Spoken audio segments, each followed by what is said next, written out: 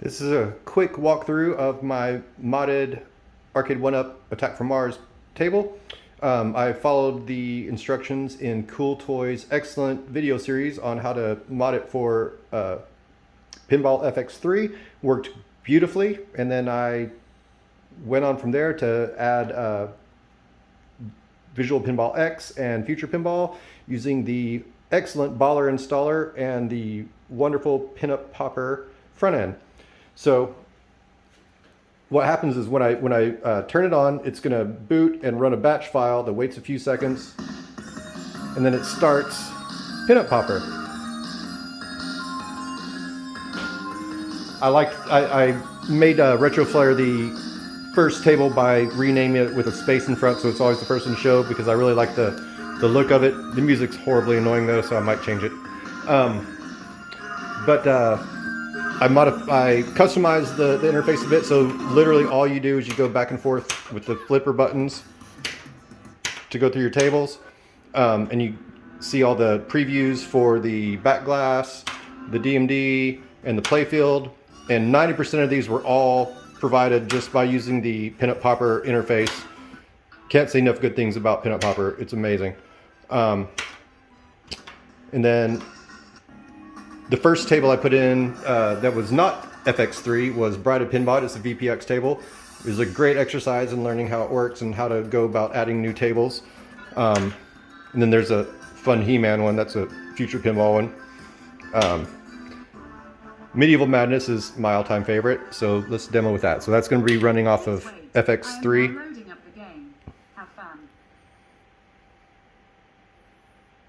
I need to figure out some command line options to make the visual extras always off and things like that. I added this Nintendo Switch or Nintendo controller so you can use the D-pad to go through menus. When you're in Pinball FX3, this left button turns the visual extras on and off. I personally hate them and I want them always off, but they won't stay saved. I got to figure that out.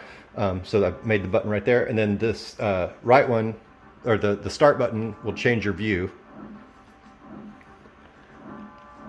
I tend to prefer a nice normal table look. Anyway, that's how it goes. And some other than the D-pad, another change I made is I replaced the speakers with some 4-inch kicker speakers and added the volume controls, bass, treble, and volume all right here. So they can actually get pretty loud. I'm very pleased with this. I set this left button to be escape. So if you hit that, you back out to your main menu.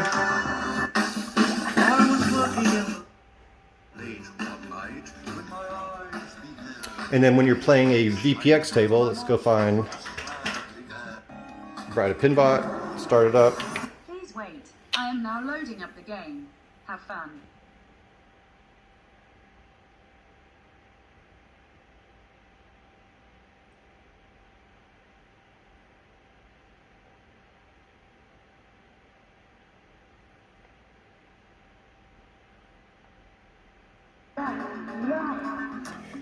This right button is the insert coin.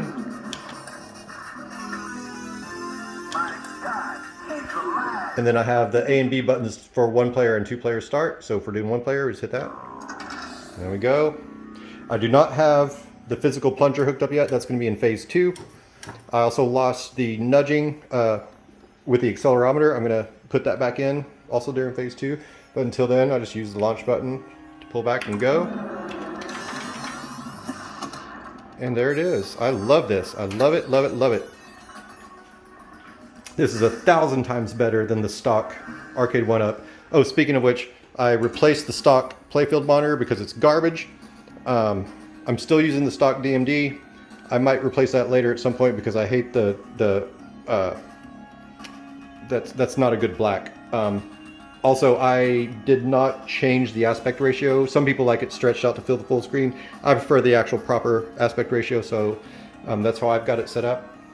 There you have it. I am very, very pleased with how this mod came along for phase 1. I'm going to do phase 2 at some point. Hope you like it.